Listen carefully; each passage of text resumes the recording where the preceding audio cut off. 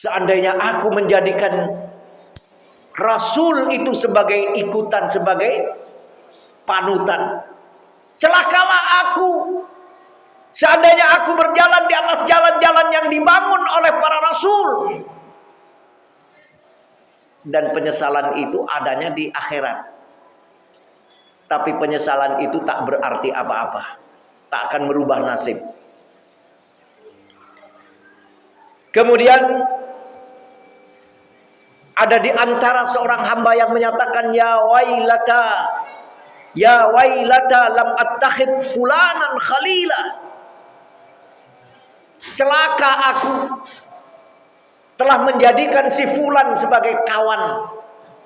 Maka orang berkawan, berkomplot, kalau komplotannya para orang-orang yang jahat, para orang-orang yang senantiasa kerjanya bikin hoax, para orang-orang yang kerjanya berkhianat, maka pada saat itu sang hamba ini akan menyatakan kepada Allah, ya wailata lam attakhid fulanan khalila. Celaka bagiku yang telah menjadikan, seandainya aku tidak menjadikan kawan orang itu. Laqad adallani 'anil dzikri ba'da idja'ani. Ia telah senantiasa menyesatkan aku untuk mengingat Allah Subhanahu wa taala setelah datang peringatan-peringatan itu kepadaku. Wa kana syaitan lil insani khadula. Maka setan-setan itu kepada manusia berniat untuk menistakan manusia. Setan-setan itu datang kepada manusia untuk menghinakan manusia. Setannya kiai lebih pintar dari kiai, Pak. Setannya ustadz lebih pintar dari ustadz. Maka banyak ustadz-ustadz yang dia ustadz tapi fobia terhadap Islam. Dia kiai, fobia terhadap Islam. Jadi setannya profesor lebih profesor daripada profesor itu sendiri.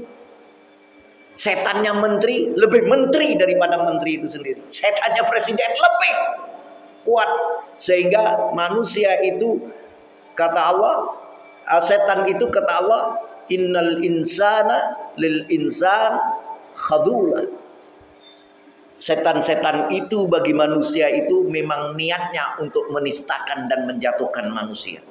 Surat Al-Furqan ayat 26 sampai 29. Maka penyesalan itu datang kapan? Sejak kapan penyesalan itu datang? Kapan penyesalan itu datang? Sejak roh-roh mereka mendesak kerongkongan untuk pergi hingga tiba saatnya bertemu Allah Rabbul Izzati. Jadi nyeselnya itu kapan? Ketika roh sudah mulai akan keluar. Ketika roh mendorong kerongkongan apa yang dikatakan oleh manusia pada saat itu. Manrak. Wa dhanna annahu al-firaq. Wal taffatis saqu bis-saq. Orang kalau sudah menghadapi ajal, manakala gara-gara itu sudah ngorok-ngorok itu loh. Dia sebenarnya menyatakan manrak, bukan ngorok itu, dia menyatakan manrak. Siapa yang menjampi aku? Siapa yang bisa mengobati aku? Padahal ini adalah saat-saat ajal. Dia minta supaya ada orang yang bisa mengobati. Manrak, siapa yang bisa mengobatiku? Wa dhanna annahul firaq. Pada saat itu perasaannya sudah paham, Pak, bahwa saat ini adalah saat-saat perpisahan antara jasad dan ruhnya. Sudah paham. Wal taffatis saqu bis-saq. Maka betis kanan dan betis kiri saling bertaut menahan sakit daripada kematian itu. Di saat-saat itu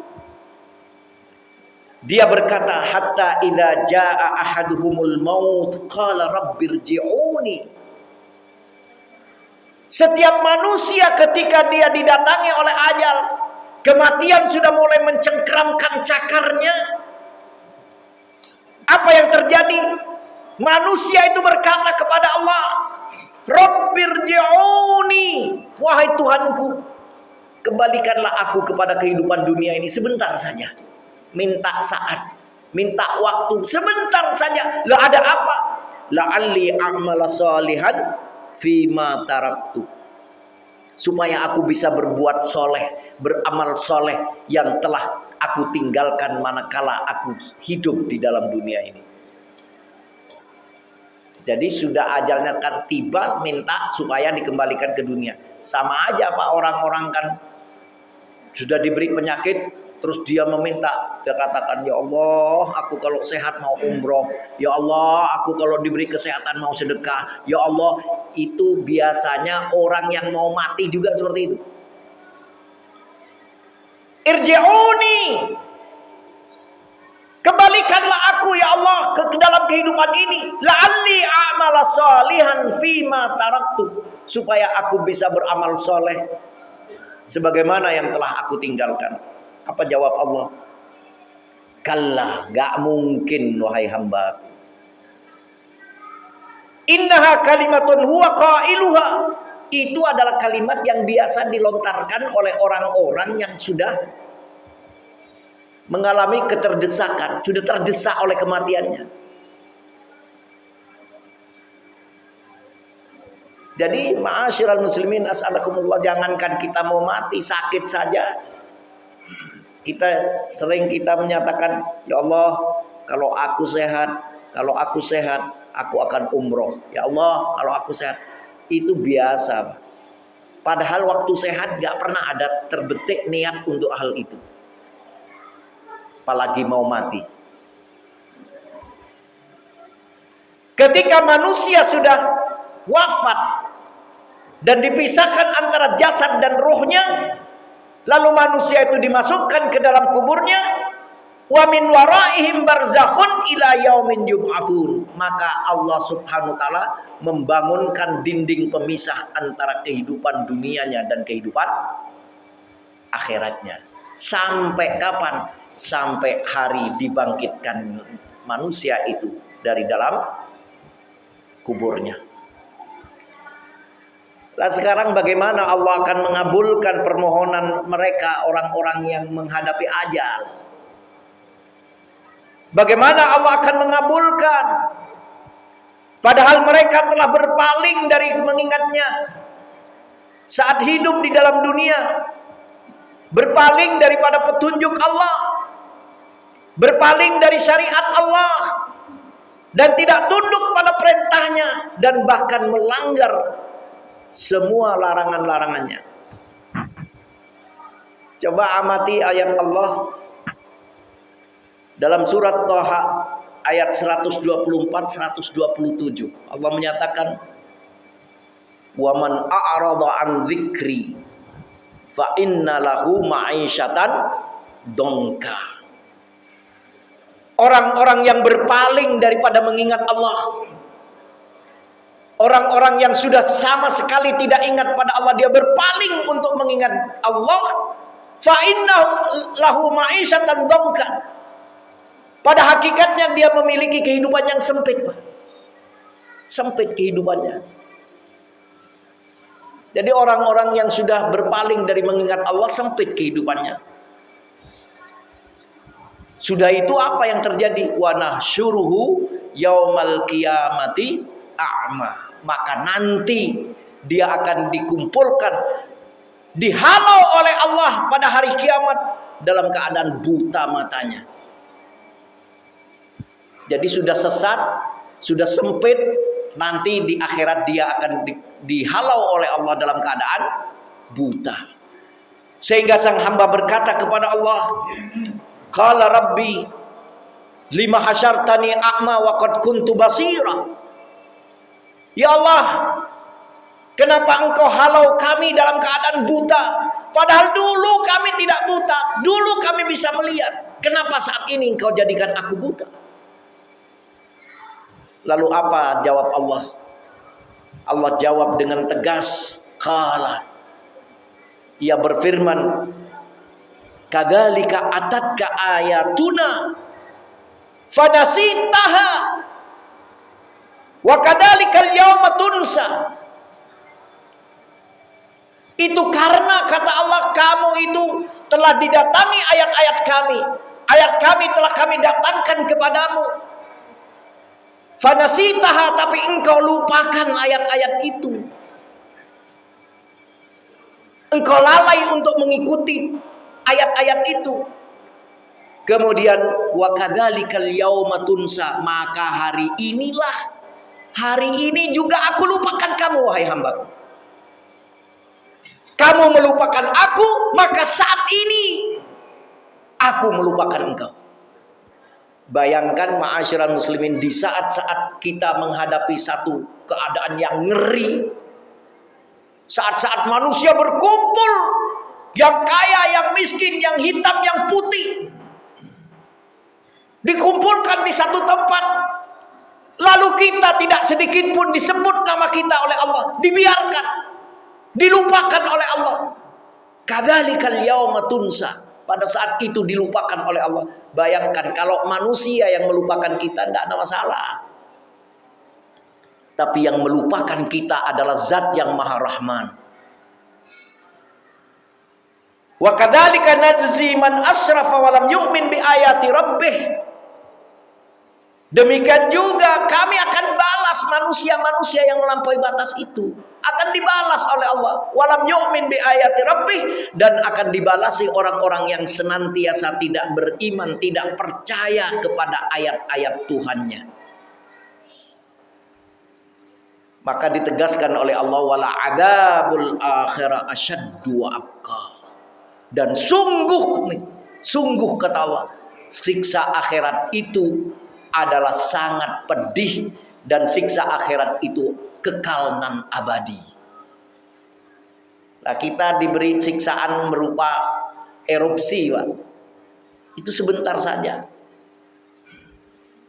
Kalau sudah erupsi, setelah itu akan dibalasi oleh Allah, tanahnya menjadi subur, masih mending.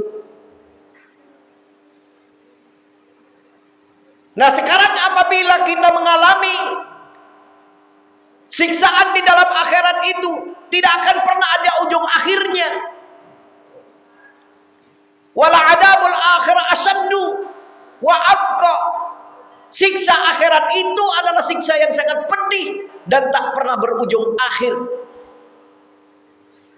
Padahal saudaraku yang dimuliakan Allah, manusia itu telah diberi waktu oleh Allah, banyak waktu. Diberi kesempatan oleh Allah, dibukakan jalan-jalan kehidupan oleh Allah. Namun apa boleh dikata, manusia itu terobsesi dengan dunia. Coba siapa yang tidak ingin kepada keduniaan? Kalau saya boleh tanya jujur, sing ra ingin sugih sapa? Siapa yang tidak ingin kaya? Orang yang sudah usianya renta, sudah tua, ditanya, "Mbah, pengen kaya enggak?" Jawabannya pasti pengen. Seharusnya mbah-mbah itu juga sudah memikiri kekayaan. Harusnya sudah mikir bagaimana saya ini mati husnul khotimah. Tapi karena manusia terobsesi dengan dunia, berselera dengan kehidupan yang sementara, seleranya tinggi terhadap kehidupan dunia, maka sudah tua, doanya, ya Allah panjangkan umur. Datang kepada Rasulullah seorang yang sudah tua, ya Rasulullah doakan aku agar supaya aku panjang umur. Didoakan oleh Rasulullah, panjang umurnya. Sampai ngesot, Pak. Sampai ngesot. Setelah ngesot tak berdaya dengan cara hidupnya. Karena apa? Sudah tak mampu mengangkat dirinya. Datang kepada Rasulullah, ya Rasulullah, tak kuat aku. Jadi kehidupan dunia ini panjang umur, semakin panjang. Kalau tidak ada manfaatnya ya buat apa? Tapi manusia terobsesi sangat berselera kepada dunia, sehingga dunia seolah-olah adalah satu-satunya jalan kehidupan yang sesungguhnya. Dan mereka mengumpulkan apa yang tidak mereka makan semuanya. Kumpulkan harta, banyak, hartanya berlebih-lebih. Dia capek mengumpulkan harta. Tapi akhirnya apa?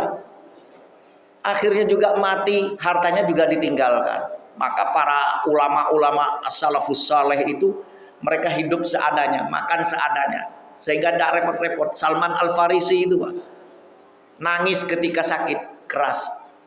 Ditanya oleh sahabatnya, apa yang menyebabkan kau menangis, wahai Salman? Apa jawabannya? Bukan dunia yang aku tangisi, bukan karena aku akan mati, ajal akan tiba, itu yang aku tangisi, bukan itu. Tapi aku melanggar perjanjian dengan Rasulullah, karena Rasulullah SAW menyatakan bahwa perjalanan hidup ini, bekal perjalanan hidup itu ya sudah secukupnya. Kalau saya pergi Jakarta cukup dengan membawa uang 1 juta, ya sudah 1 juta, jangan lebih-lebih. Ngapain bawa 100 juta? Akhirnya kata Salman Al-Farisi menyatakan bahwa aku khawatir, karena apa? Seandainya aku mati sebentar lagi, masih ada 6 dirham yang aku tinggalkan. Ini berat bagiku. Sekarang kan kita kan cari warisan, Pak, ya, yang ditinggalkan pada anak kita. Akhirnya anak kita menjadi menjadi anak yang berselisih dengan sama-sama saudaranya, hanya gara-gara warisan. Jadi malah penyebab fitnah. Salman Al-Farisi mau meninggal dunia, meninggalkan 7 dirham, 6 dirham saja sudah gelisah, nangis. Apalagi yang ditinggalkan 1 miliar, 2 miliar, 3 miliar. Kok enggak nangis-nangis? Sedangkan Rasulullah SAW meninggalkan dunia ini hanya meninggalkan setengah mangkok gandum kering sebagai warisan kepada keluarganya. Setengah mangkok gandum kering. Kita membayangkan. Jadi manusia itu mengumpulkan sesuatu yang tidak akan pernah dimakan. Kemudian menanam apa yang tidak engkau ketam. Ia menanam amalan tak pernah dia mengetamnya. Membangun apa yang tidak engkau tempati. Bangun rumah besar-besar, paling-paling nanti kembalinya yang ditempati paling lama itu adalah kuburnya. Lah rumah yang bangun yang besar itu hanya untuk menitipkan diri sampai kita mati. Ya sudah, selesai itu sudah. Dan engkau mengangan-angankan apa yang takkan pernah engkau dapatkan. Sebagaimana digambarkan dalam sebuah sairan. Walam yukhriju illa bikutnin wa khirqah.